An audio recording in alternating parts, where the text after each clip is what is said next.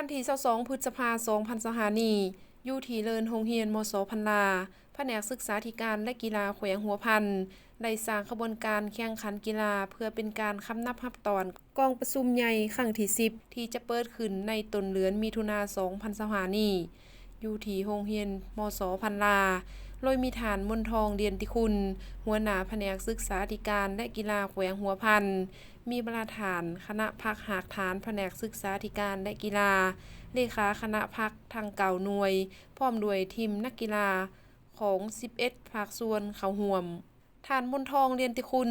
หัวหน้าแผนกศึกษาธิการและกีฬาแขวงหัวพันและกล่าวเปิดงานแข่งขันกีฬาอย่างเป็นทางการโดยให้รู้ว่าการสร้างขบวนการแข่งขันกีฬาก็เพื่อเป็นการคำนับรับตอนกองประชุมใหญ่ของหากฐานพักแผนกศึกษาธิการและกีฬาครั้งที่เก่าเพื่อเฮ็ดให้กองประชุมมีบรรยากาศเบิกบานม่วนซื่นมีความหมายความสำคัญทั้งเป็นการเต่าโฮมกำลังแห่งของมหาชน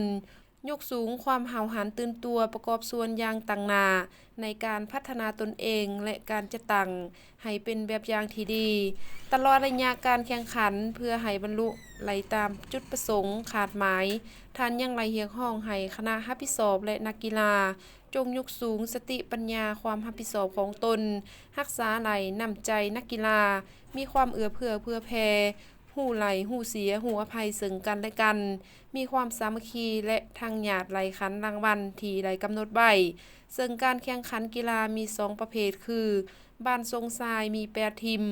ต่อแหล่ทีมผสมมี11ทีมซึ่งเริ่มแข่งขันแต่วันที่22พฤษภาถึงต้นเดือนมิถุนายนจึงสำเร็จตำรวจสืบสวนสอบสวนของตำรวจลาวมีบทบาทเลื่อมใสดังดาวพัฒนาก้าวเติบใหญ่เข้มแข็งภายใต้การนำคณะพักสีนำเบิ่งแยงอุ้มสู้เป็นพลังแห่ง